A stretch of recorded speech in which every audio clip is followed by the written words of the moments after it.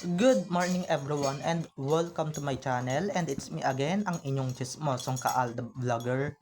Gusto ko munang magpasalamat sa inyong lahat sa mga walang sawa na tumatangkilik, nanonood, sumusuport at sumusubaybay ng mga content ko here on my YouTube channel. Huwag ninyong babaktawan o lalaktawan tong ating content for today's video. I'm sure na hindi ninyo pagsisisihan na pinanood nyo ito mula umpisa hanggang hulihan. And syempre, wag na wag kayong mag-i-skip ng segment, okay? Buuin nyo to start to finish, and wag ninyong kakalimutan na i-share, okay? So dumako na tayo sa ating main topic for today's video. Gaya nga ng sinabi, ay ito na nga, no? Ito pala ang inspiration at syempre ang idol ni Alden pagdating sa director slash actor. Walang iba kundi yung pinsan ng kanyang asawa na si Coco Martin. So, ito na guys, watch this. Mamaya ipapaliwanag ko sa inyo ng buong buo. So, ito na guys, watch this. Paano pinagandaan yung pagiging director? Hirap siya dito kasi wala naman po ako talagang formal education. And at the same time, all of the things I've done there as a director came from knowledge from the previous directors that I've worked with in the past. So, yung isang inspiration kong director, nandito yung invite ko si Director. And then sabi ko sa kanya, Direct, marami kang nakikitang shots doon inspired by you. So let me know ano yun. May kaba ka? Sobra po. Kasi when I was doing this project, aside from being a director po, actor din ako dito, and then at the same time producer din. So ang number one trabaho ng producer is to make the budget work. So in all of those things, I'm overlooking and overseeing all of that. So it was really taxing actually. Pero sobrang fulfilling yung experience na kahit pa paano nairaos namin siya as a team.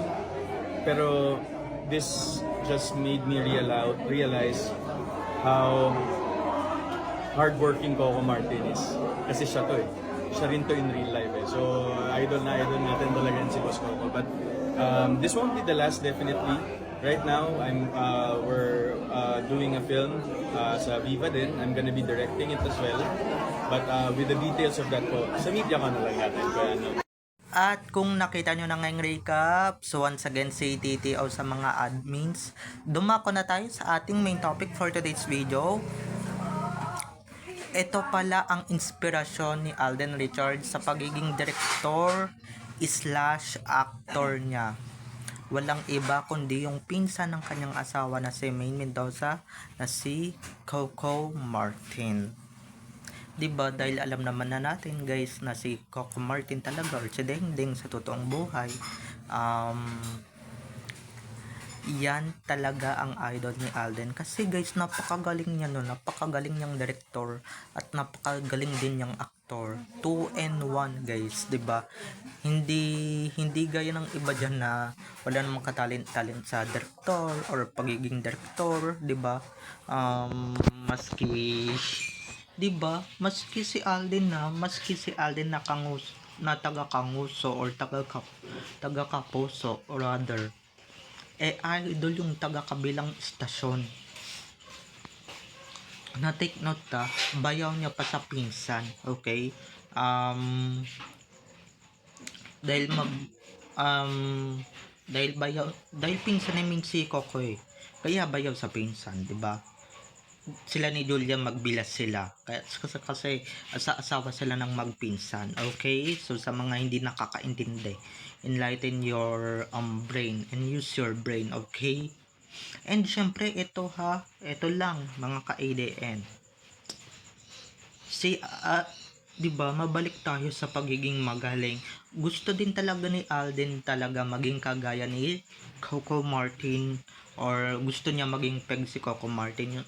Yung director na nga, syempre, tapos artista pa, 'di ba? Jampak.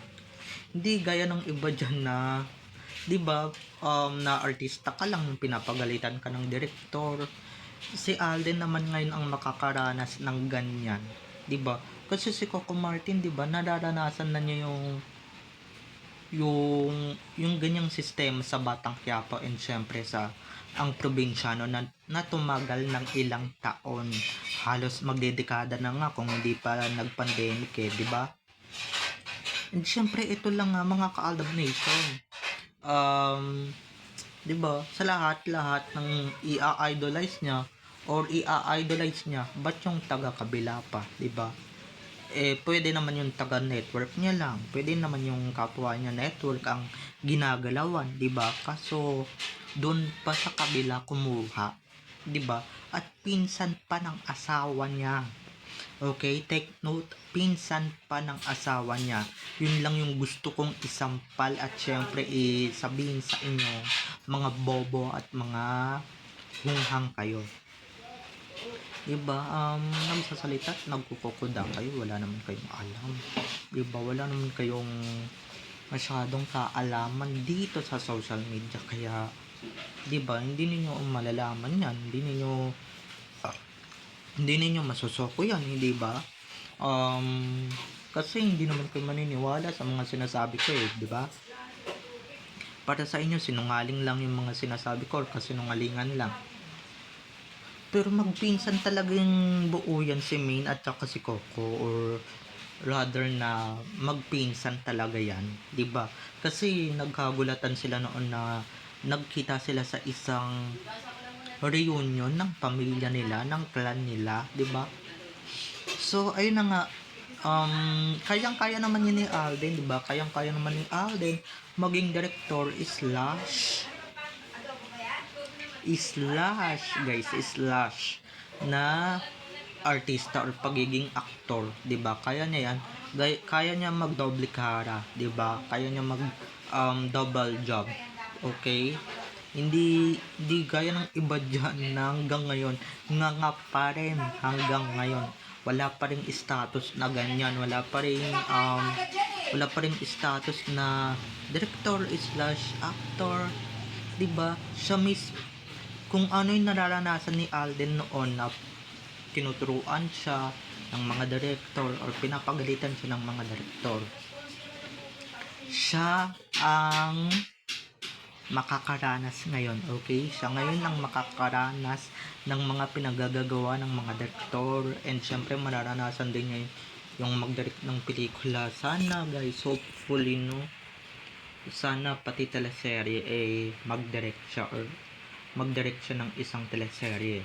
Kasi guys, paikot-ikot lang naman yung mga teleserye, di ba? Yung mga pelikula lang or yung mga teleserye na ginagawa ng mga director. Minsan nga papangit pa ng plot ng twist, di ba? Yung mga twist nila paulit-ulit. Di ba? Ngayon sana maging successful talaga yung first directorial movie ni Alden na muntik pang 5 breakups yung masabi ko. Kasi ano na yun, matagal na yun. Yung ba yun? Out of Order. So sana masundan pa ng isa pang directorial film, okay, or ng teleserye para maiba naman at para madaig niya yung mga director and syempre yung mga gumagawa ng movies and syempre ng mga obra nila, di ba? At I'm sure guys, magandang kalalabasan ng Out of Order dahil first time nga ni Alden, di ba? Yung ibang artista diyan, kaya ba nilang gawin yung ginagawa ni Alden? Kaya ba nilang gawin yung pagiging director na artista pa, 'di ba? Alam ko si Ding Dong nagagawa niya yung ganyan, pero yung ibang kabatch ni Alden, should I say, kasabayan niya sa Twin Hearts, Twin Academy, ay nako, talagang talagang hindi pa nila kaya yan kasi wala silang sariling production, nakaasa lang sila sa network nila kasi nga actor lang sila, okay, o mga artista lang, sunod-sunuran lang sa network, diba? At wala silang sariling company, kaya paano nila masusubukan yan? At saka walang interesadong kumuha sa mga kabatch ni Alden sa showbiz, no? Lalo na naman maiinggit ang mga kasabayan ni Alden, yung mga kaidaran ni Alden from Twin Academy, Twin Hearts. Yung mga kaidaran niyang sila Derek Monasterio, Christopher Martin, na ang daming trabaho ni Alden at sobrang yaman ng Alden. 'Di ba? Kaya nga, 'di ba, mas dapat nang umalis si Alden kasi nga doon na siya sa likod ng camera, 'di ba? Naranasan na rin niya maging cameraman in a day, 'di ba, sa Itbulaga before. Na, 'di ba, why not? 'Di ba? May sarili naman na siyang production, may sarili naman na siyang kumpanya, 'di ba? May sarili na siyang gagalawan. 'Di ba? May sarili na siyang production talaga. Hindi gaya ng iba, 'di ba? At 'di ba, ito hindi lang pang local si Alden, hindi lang pang local films, kundi talaga nagpo-produce na rin siya ng pelikula, 'di ba? Kasi Myriad Corporation, 'di ba? Production niya internationally. 'Di ba? Saan pa kayo? Hindi lang pang local si Alden, pang Philippines pa. Okay? Dahil marami na namang maiinggit diyan. So sana pagka siya yung gumawa ng teleserye, siya yung actor, siya yung director, talagang dapat magtagal yan sa ere. Just like Coco, 'di ba? Just like his inspiration sa pagiging director at pagiging mahusay na aktor, 'di ba? So, paano ba yan? Sa Kanguso, wala siyang inspiration kasi 'di ba, puro putyo-putyo lang naman yung pagiging actor nila diyan, pagiging actress nila diyan 'di ba? Puro walang kwenta yung mga papel diyan at saka walang kalatoy-latoy o marte, 'di ba? So, babay na mga ka-ADN. I love you all. Have a nice day.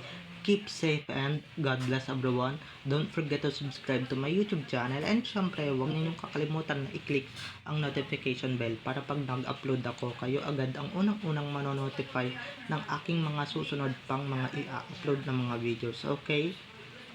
So, babay na mga ka-ADN. I love you all. Have a nice day. Keep safe and God bless everyone. Bye-bye. Enjoy watching.